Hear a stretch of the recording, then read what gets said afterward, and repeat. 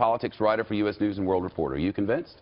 Not yet, because we don't know what happens in July. I thought the most interesting thing that Speaker Ryan said, he didn't say write a rule for one of the candidates remaining in the race, Trump, Cruz, Kasich. Said you had to run. He said anybody would run. So then we're back to 17 guys. Jim Gilmore, put him in there, right? All the ones who went poof, they're back. All the ones who went poof. And look, the circumstances can always change in politics. We know this. Hillary Clinton, in her first interview after losing in 2008, said she'd never run again. Well, here she is. She changed her mind over time. Now, this is a much compressed amount of time we're talking about. But no one's going to believe that Paul Ryan has has 0% chance until we get through a convention and see what happens. Because if the party's in shambles and there's chaos and there's no one left, and the party says, please, you've got to do this for us, otherwise you're turning over the White House to Hillary Clinton for 8 years, please, please, please, is Paul Ryan really going to say no? I mean, I think he had to put a lot of cold water on it, because there must have been he must have been getting a lot of calls for him to come out and rule it out to a point in this way, in such an emphatic way. That this showed me that there's a lot of pressure incoming from donors saying, is this real? Are you interested? So I think that's what this was about. I stand for conservatism.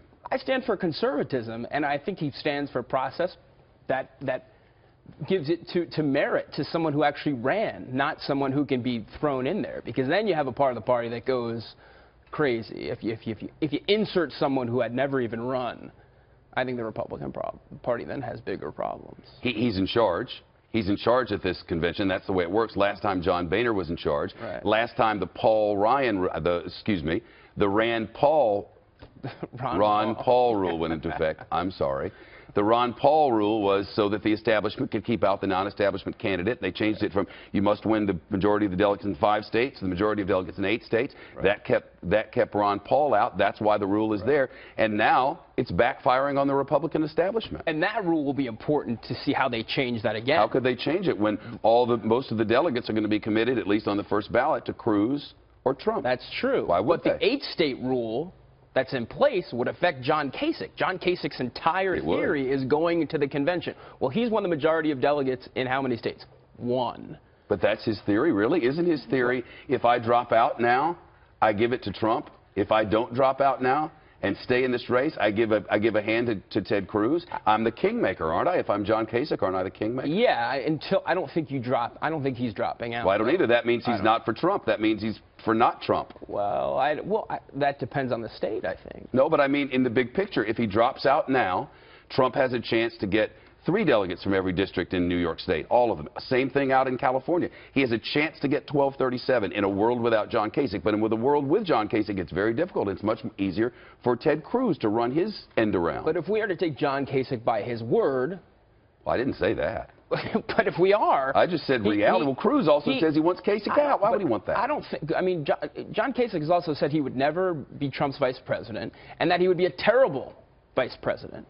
So what is his plan in this? I think what he really wants is hoping that he is the white knight. What we all saw with Paul Ryan, what we all thought he might be, I think John Kasich wants that role. I think it's very hard for him to get there when having won 1 state out of all of them.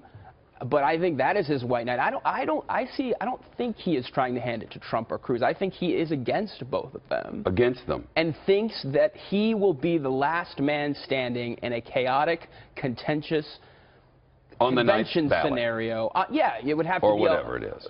So many ballots, 5 or 6 ballots, and there is no consensus. And they say, okay, well, Kasich, you at least ran, which Paul Ryan said was important, having to run, and you've stayed in this thing. I mean, look, a lot of things have to fall into place for this to work for Kasich. I think it's less than a 10% chance, but I think that's the Hail Mary he is betting on. Okay, and that's what he has. It's better than most anybody else has. He's still in the race, right? Yeah. Jeb Bush and Marco and those guys aren't in the race. We're not talking about them. When Paul Ryan is up there lording over, when he is in charge at the Republican National Convention, a lot of his job, I suppose, is going to be the adult in the room to try to keep the chaos to a minimum. And I think that was indicative of the press conference that we just saw, right? He is trying to be the grown-up and trying to get out in front of the stories, the speculation, and saying, look, I've got to run this convention. You know, I've got to be the fair arbiter. That's why I stayed neutral. I think that was an important point, that he hasn't tried to show favoritism, because you've seen these reports saying, you know, meeting in back rooms with Reince Priebus and RNC people that want to stop Trump, and I think he wanted to to shed that impression. Because, frankly, if he is seen as part of the process or a potential candidate, that soils the process from the beginning. Then if you're a Trump or a Cruz person, you think the process is rigged. So I do think this was significant for him to come out in such an emphatic way today. So if Trump can't get to 1,237 and win on the second ballot, on the first ballot, the chances are much greater that Cruz has a good shot on the second ballot. And when that happens, how you handle all those Trump delegates, how you handle Trump loyalists is maybe the most important thing at the party in the moment. That's Paul Ryan's job. Absolutely. And that is the sort of the X factor in all this. What do the Trump delegates do if they do not see victory?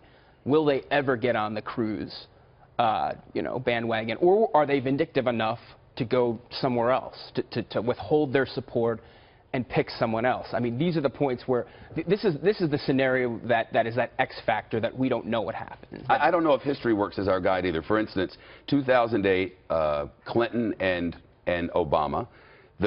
So many Clinton people, I believe it was 30% at the time, said, we will not go vote for Obama. Well, that isn't what happened. They came back around. But the difference is, there wasn't a lot of difference between those two candidates. Yeah. The difference is fundamentally between Donald Trump and Ted Cruz. Yeah. What they've staked their whole campaigns on, the way they run their lives, completely different, attracting a completely different kind of people, right? There are many Cruz Republicans who don't even think Donald Trump is a Republican. They think this is he's masking himself. So I think it is a different scenario than 2008. It's a different scenario than anything we've seen. Even if people go back to 76, Ford, Reagan. But at least in that convention, there was no question about the credentials of the candidates' conservatism. There was a moderate Ford, the more conservative insurgent. But some people think Trump is going to tear down the party, that the party will be in shambles, that they'll lose the House, that they'll lose the Senate, that the party will basically be torn asunder if Trump is the nominee. That is the unique situation that Republicans have right now. And Paul Ryan's in charge of keeping it all together. He's the guy. The adult in the room. Nice but not the candidate. Not the candidate. Yet. He made that clear today. No. You say the yet. I can't say the yet. You never know what happens in July, right? Cleveland's going to be hot. Yeah, and we only have 4 nights of hotel rooms booked. Do we need to extend? The Quicken Loans Arena may have to extend the lease on the thing. Security will be tight. Thank you. Thanks, Shep.